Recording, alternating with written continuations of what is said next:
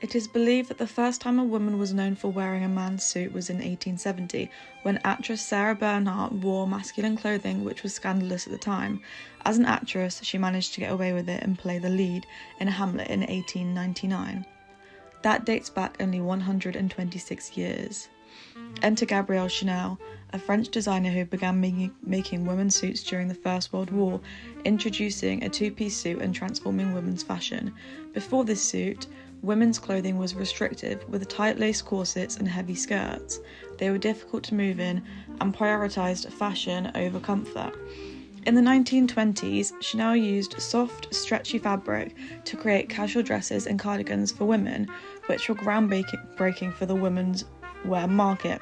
They moved society away from the hourglass silhouette expectation for women and introduced options for women who could afford them. During the war, Chanel had to step back from designing, but afterwards it became clear that a greater change was needed, as women's roles in society had transformed, making them useful in the workforce. When she reopened her couture house in 1954, in the aftermath of World War II, her designs were sought specifically by American women. The jackets were straight and boxy, with high-cut sleeves to enhance comfort during movement. Gabrielle Chanel said she wanted to dress women in suits that made them feel at ease, but still emphasize femininity. So she added jeweled buttons, braiding on the trims, and chain technology on the inside to ensure the jackets sat right on the body. This design liberated women and progressed female empowerment by freeing them from repressive pre-war gowns. It showed that fashion plays a role in movements for women's rights and a crucial role in changing society. In 1966, Yves Saint Laurent introduced the first tuxedo for women, which is called Le Smoking. The sleek black-fitted suit showcased this, and the response was controversial. The tuxedo challenged social norms and pushed boundaries, but his work redefined gender roles as they were known. After his work at Christian Dior's fashion house, Saint Laurent was known for his innovative approach to fashion and opened his own house in 1961. In the 1960s, women were fighting for equal rights, and it became a time for radical change. Saint Laurent found inspiration in the traditional men's smoking jacket. Fascinated by the actress Marlene Dietrich wearing men's suits in 1930s, he envisioned reinventing men's clothing to fit the female form.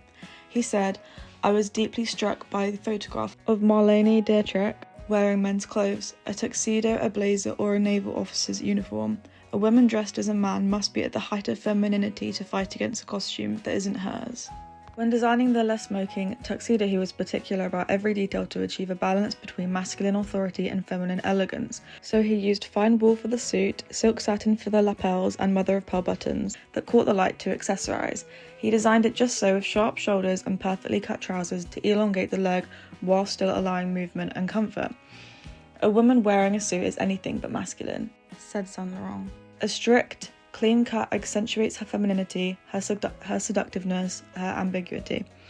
In fact, the design was viewed as unacceptable by society, which wasn't helped by a French law in place that forbade women from wearing trousers, which was only overturned in 2013.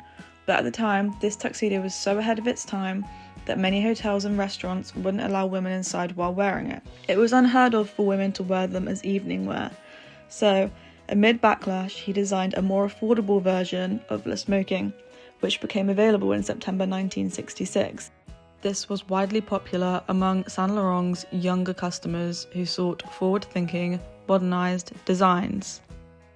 In the 1970s, Le Smoking was, as Saint Laurent asserted, the very symbol of the modern woman. Giorgio Armani, an Italian designer who founded his couture house in 1975, designed the well-known power suit, which became the look of the 80s. The journey of the blazer began with eliminating linings and shoulder pads from men's jackets, and then working backwards to reincorporate feminine elements into men's jackets and masculine elements into women's jackets. In 1983, he opened his first flagship store in Milan, followed by many more. His designs reinvented the suit, feminizing it for men and popularizing it for women. He removed restrictions and confinements on style and offered an opportunity. "I realized that they needed a way to dress that was equivalent to that of men, he said, something that would give them dignity in their work life.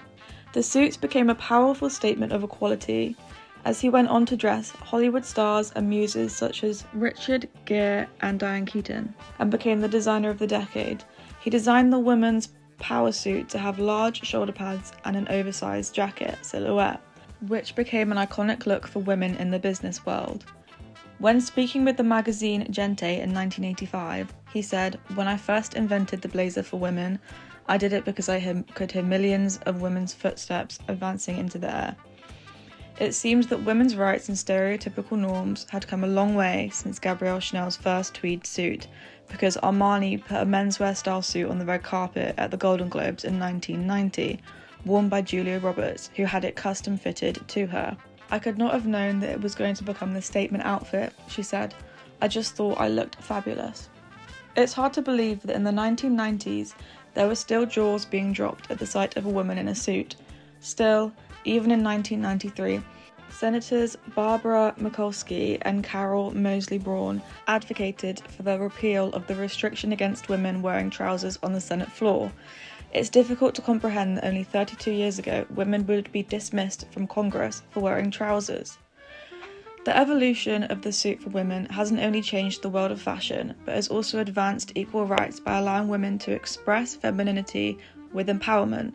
The work of these designers has shaped our history by consistently challenging gender norms, and they have become a symbol of ambition.